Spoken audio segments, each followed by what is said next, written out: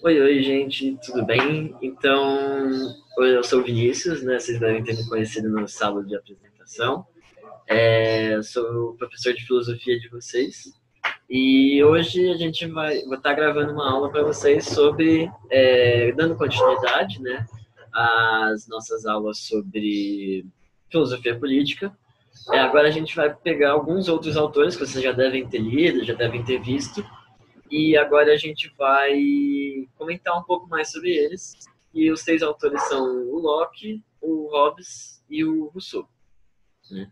Então, primeiramente, o que é esse lance de contratualismo? Assim, né? Em termos muito sucintos, assim, porque a gente vai ver como é que isso acontece em cada um deles. A ideia é que a gente vai ter um estado de sociedade, quer dizer, um estado de natureza, primeiramente, de onde os homens vêm. Depois, vai ser feito um contrato social. E através desse contrato social, os homens vão ascender a um outro estado, onde a gente chama de estado de sociedade. Então, é um pouco isso que a gente vai ver hoje, né, com esses três autores, e como é que isso vai se dar com cada um deles. Beleza? Então, o primeiro autor que a gente vai ver hoje é o Thomas Hobbes. Né? O Hobbes era um cara, um inglês, né, do metade do século XVII, mais ou menos, que ele escreve o principal livro dele, que é o Leviatã, mas ele é muito importante para a gente porque ele define alguns conceitos e algum vocabulário que a gente usa até hoje quando a gente vai falar de política, que é, por exemplo, Estado, governante, representação, são vários dos termos que já estavam sendo discutidos na época, mas que vão ser dados, o Hobbes vai dar uma definição muito mais clara sobre o que a gente quer dizer com esses termos, e por isso que ele vai ser importante como uma forma de reunir esses termos e dar uma significação. Mas não necessariamente que, tipo, o resto da teoria dele seja não importante. É importante também, mas para a tradição política, a essa definição, essa clareza que ele deu para os termos e tudo mais, para como a gente vai fazer essa discussão sobre filosofia política, foi muito mais importante do que a própria teoria filosófica dele em si mesmo. Né? Então, vamos ver mais ou menos como é que ele faz isso. Né? Como eu falei para vocês, que o planetarismo começa com um estado de natureza. Como é que o Hobbes vê esse estado de natureza?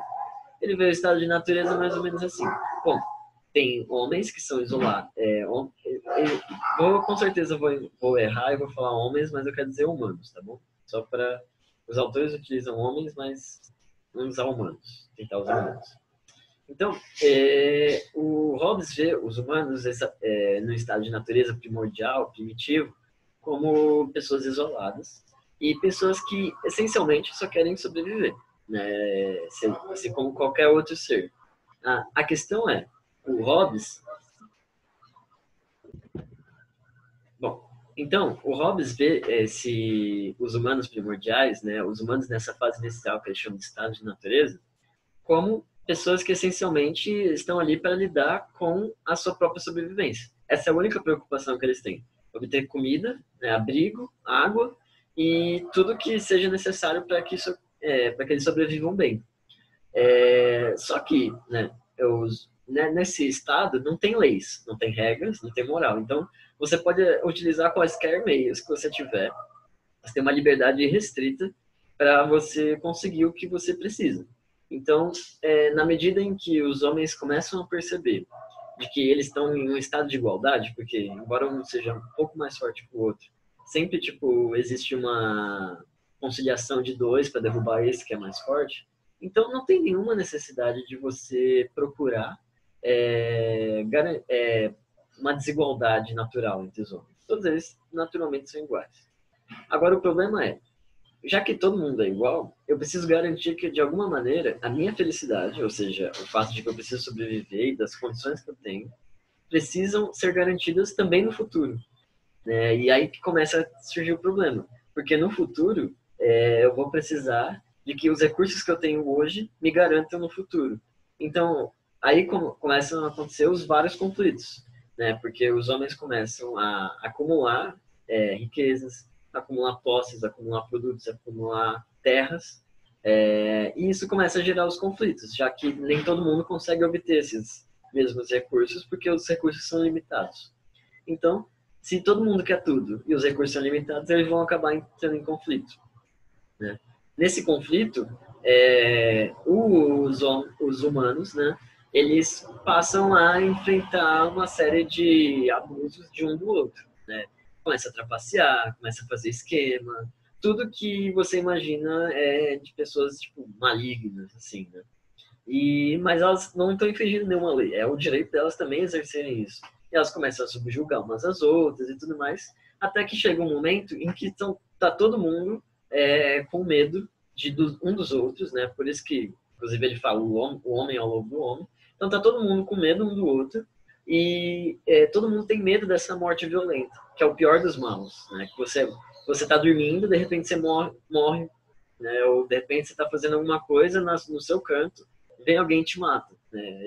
Esse medo da morte violenta é muito motivador dos homens.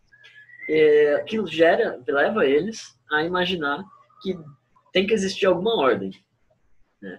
Então eles se reúnem todos, né? Todos os humanos se reúnem e oferecem esse direito, essa liberdade primordial que eles têm, em nome da segurança. Então, em nome da segurança, os humanos sacrificam, né, a sua própria liberdade de fazer tudo o que quiser para que eles não tenham uma morte violenta. Então, o que isso gera, né? Isso gera o contrato social, né? Essa reunião deles dando os direitos e liberdade para um outro, que a gente vai ver daqui a pouco, faz um contrato social. Esse outro, né, não está participando do contrato social. Eu ofereço esses direitos, esse poder para ele, e em troca ele vai me garantir a segurança. O que isso ocasiona? Ocasiona que a gente gera o que ele chama de um grande Leviatã, que é um Estado, né? O Estado, como a gente concebe hoje, é em grande parte o que o Hobbes imagina. Então, é uma grande instituição na qual todas as pessoas que são cidadãos ou súditos devem respeito a ele. Então, todo mundo deve respeitar as leis, por exemplo. É isso que ele está imaginando com esse contrato social, na qual todo mundo oferece parte dos seus direitos em troca de ter essa segurança. Em troca, você tem que respeitar as leis. É um pouco isso do que ele imagina. Vamos ver uma imagem agora. Então, isso que a gente está vendo aqui na tela é a capa do Leviatã, que é o principal livro do Hobbes. Nela, dá para ver que existe esse homem gigantesco, né, que ele tem um cetro e uma espada, que são os símbolos do poder. E esse homem é formado por pequenos homens que estão junto com ele. Então, esse homem representa o Estado, né? O Estado tem esse poder e ele é composto pelas diversas pessoas que fazem parte dele. Então, quando ele estava imaginando o Estado, ele estava imaginando isso. A reunião dessas pessoas é que formam o Estado. E é por ele que elas são reunidas, né? Formam uma sociedade, um povo, o que quer que seja. Então, o que é esse Estado, né? O que ele faz exatamente? O Estado é basicamente ele está exercendo o poder de todas as pessoas. Então, ele não pode ser contrariado, né? As pessoas não podem contrariar o Estado porque elas estariam contrariando a elas mesmas que deram o poder para ele. Então, de uma certa maneira, ou você abandonar as leis ou você infringir alguma lei é uma própria você está traindo algo que você mesmo fez, né? Então ele imagina que o Estado ele é formado por essas coisas. Então o autor do Estado, o autor guru, né, somos todas as pessoas. Todos nós fazemos ele e somos responsáveis pelas ações desse Estado. O ator, né, aquele que representa o Estado, o ator sem o ator é o governante, é o soberano, é quem não estava fora do contrato inicialmente, mas que agora inicia, representa as vontades do povo e as vontades do Estado e garante que essa segurança vai ser feita. Mesmo que essa segurança, em alguns casos, significa até a morte de algumas pessoas, a fim de garantir a segurança geral das pessoas, né? Então, com esse estado, com essa teoria, o Hobbes é capaz de imaginar que os contratos que você faz comerciais, jurídicos, matrimoniais, religiosos, o que quer que seja, eles vão ser cumpridos. Então você pode viver em paz, você pode tipo acumular suas propriedades, fazer tipo as coisas que você precisa fazer para viver bem, né? Primeiro, sem infligir o outro, né? Porque nesse caso o Estado vai punir ele, punir você, e também com a segurança de que essas promessas, né? Que no fundo um contrato é uma promessa, de que essas promessas de que eu vou vender um negócio, ele vai me dar um dinheiro, essas promessas vão ser cumpridas, porque tem um Estado que garante que elas vão ser cumpridas, caso contrário vai ter uma punição. E agora a gente vai para um outro autor, que é o Locke, né? No Locke, é muito importante a gente entender que ele está em um outro contexto, né? Todos os três autores aqui eles têm contextos diferentes. O Locke, pelo menos, ele era inglês também, só que ele já estava no final do século XVII, então tinha uns 50 anos separando o escrito do Hobbes dos escritos do Locke, que a gente vai ver agora, né? Que é particularmente o segundo tratado sobre o governo civil. Então, esse é um texto muito importante, assim, porque ele vai dar início, não vai dar início exatamente, mas ele vai representar toda uma tradição de pensamento que vai tentar pensar como é que, dentro da sociedade que é formada pelo contrato social, as pessoas podem se insurgir contra o Estado. Ou seja, quando o Estado começa a ser violento, começa a passar dos seus limites, teoricamente, então Locke vai tentar imaginar como é que isso pode acontecer, como é que as pessoas se insurgem contra o Estado a partir de uma teoria política que legitime, né, essa ação de você se revoltar contra o Estado. Então, o Locke, para isso, ele vai imaginar primeiramente, ele vai imaginar o estado de natureza um pouco diferente do Hobbes, né? Então, ele imagina que no estado de natureza, os homens também são solitários, eles formam associações, mas eles também têm um direito natural, que é o direito à sua propriedade, uma propriedade com P maiúsculo, né? Então, essa propriedade com P maiúsculo, para ele, quer dizer vida, propriedade privada e liberdade. Então, mesmo nesse estado natural, você é capaz de compreender, através de uma certa luz natural, que é a sua razão, seu entendimento, de que esses são três direitos fundamentais. Ninguém pode infringir eles. Inclusive, se alguém infringir eles, você tem o direito e o dever de punir essa pessoa em igual medida do que ela infringiu. Então, o Locke já vai imaginar que existem alguns direitos que, mesmo no estado de natureza, não podem ser rompidos. Para ele, se todo mundo interpretasse direito a essa lei de natureza, esses direitos que cada um tem, e punisse caso houvesse infrações, estaria tudo bem, não geraria um conflito muito maior. O problema é que, às vezes, as pessoas não interpretam direito essas leis, né? E aí elas acabam tendo que o quê? Que entrar em conflito. Né? Porque, imagina assim, uma pessoa infringe o direito da outra, ou alguns direitos da outra. Aí essa pessoa que teve os direitos infringidos pune a primeira pessoa de uma maneira desproporcional. Então, aí a primeira pessoa que infringiu, ela vai se sentir infringida na punição.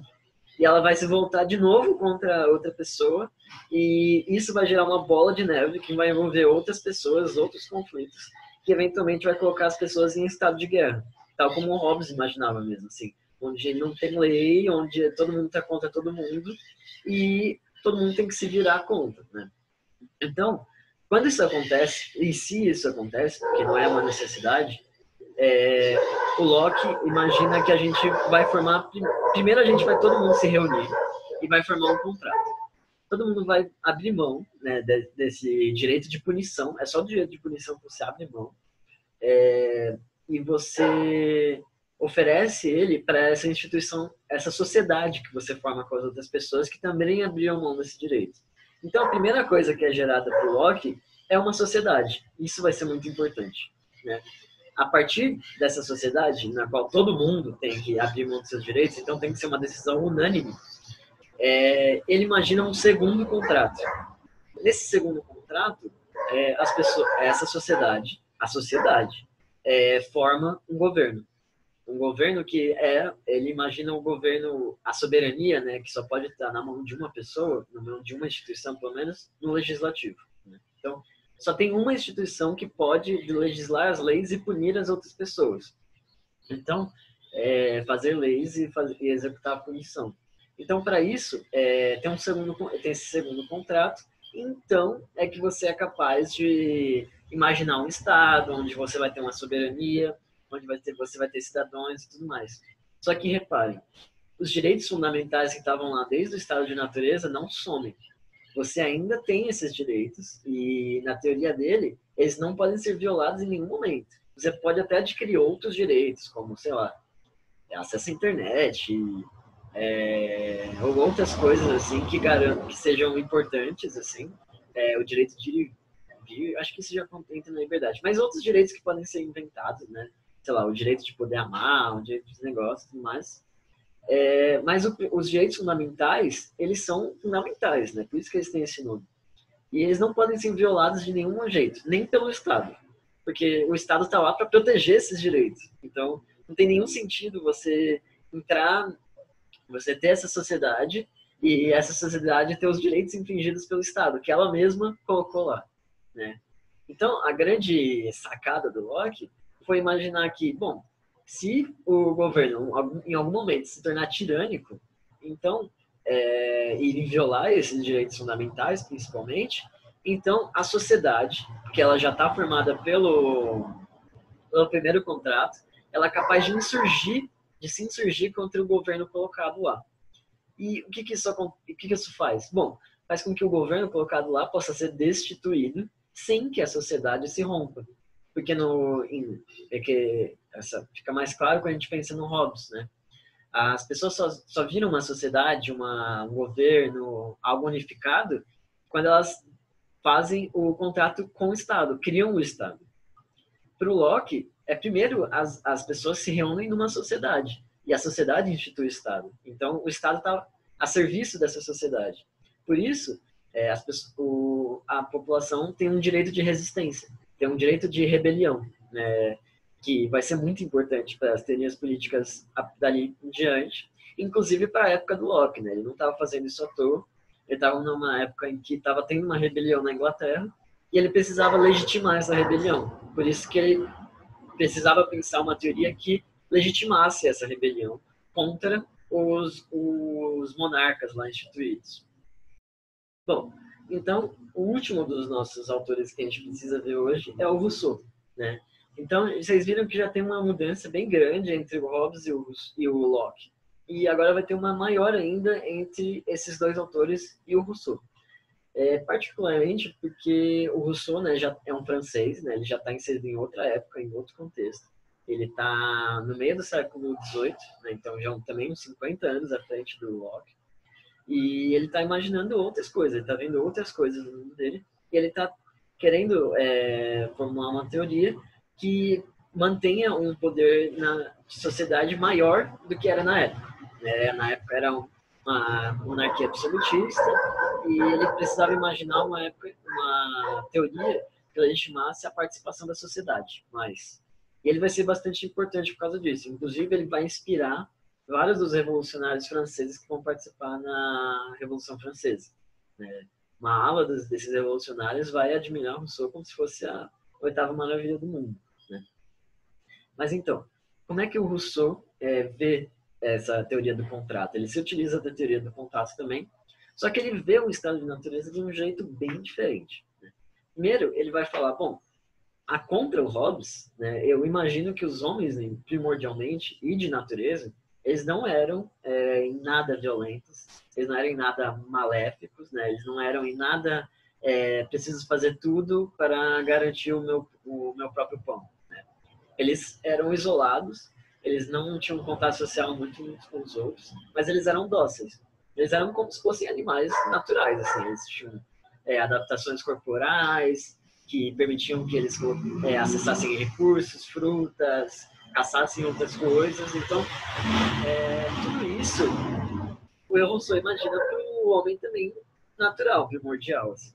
Então, para ele, pouco importa, não está nada valendo do que o Hobbes falou, pelo menos primordialmente. No entanto, os homens a todo momento se encontram em grilhões, o Rousseau fala, né? Atualmente os homens se encontram em grilhões. Como é que ele saiu daquele estado de natureza e foi para esse estado onde a gente se encontra hoje, onde todo mundo é refém um do outro, todo mundo cobiça, todo mundo é vaidoso e tudo mais. Ele imagina, bom, quando os homens começaram a se reunir socialmente, né, então começaram a se unir para coletar recursos, se unir para caçar, porque isso também facilitava um pouco a vida deles, começaram a ter uma coisa chamada de divisão social do trabalho, né, que vocês provavelmente vão ter bastante em sociologia, mas o professor já imagina isso, e ele imagina, bom, quando as pessoas começavam a se reunir numa aldeia, e tinha um cacique, tinha uma pessoa que caçava, e tipo os recursos eram distribuídos desigualmente para cada um deles, eles tinham funções desiguais, um começava a invejar a posição do outro e a cobiçar a posição do outro.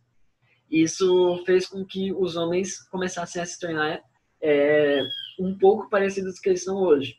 Conforme esse processo de socialização começou a se agravar, né, os homens foram ficando cada vez mais vaidosos, cada vez mais cobiçosos, cada vez mais cruéis, com relação à natureza, inclusive, e passaram, então, a ter todos esses defeitos que a gente vê hoje, onde existem ricos, existem desigualdades sociais, existem desigualdades econômicas. Então, tudo isso foi gerado por causa que os homens não sabiam como se comportar socialmente, né? E se eles tivessem ficado isolados, cada um na sua, isso não estaria acontecendo hoje. Eles ainda seriam felizes, né, como o professor descreve. Bom, mas então como é que gera esse contrato, né? E o que acontece? O que é o Estado aqui para o Rousseau? Como é que isso acontece? Porque parece que é algo ruim. E o Rousseau fala, é algo ruim. O Estado é algo ruim. Primordialmente, o Estado é uma instituição que serve para legitimar as desigualdades que foram inventadas nessa sociedade que estava aí, instituída. Então, o Estado vai legitimar a desigualdade social, o Estado vai legitimar a desigualdade econômica, o Estado vai legitimar que uns sejam subordinados de outros, que existam escravos e tudo mais. Então, para o Rousseau, o Estado, esse Estado que surgiu dessa comunhão das pessoas, péssimo, assim, né? E, além disso, ele é artificial. Então, porque ele imagina que ele também é artificial, ele também imagina, bom, o que o Estado deve fazer, então? Como é que a gente tem que imaginar o Estado daqui em diante?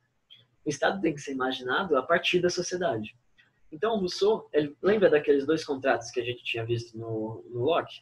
Onde primeiro eles formavam a sociedade e depois eles formavam um governo instituído, que seria o Estado, parte do Estado. Né? Para o Rousseau, não existe esse segundo contrato. Só tem a instituição da sociedade. A sociedade em si mesma é que se governa. A soberania é da sociedade. Ela não abre mão dessa soberania. É ela que se governa, é ela que coloca os magistrados, que são os funcionários públicos, é ela que institui as leis, né? Então, a soberania está na sociedade, não está no governo instituído. O que ele ganha com isso, né?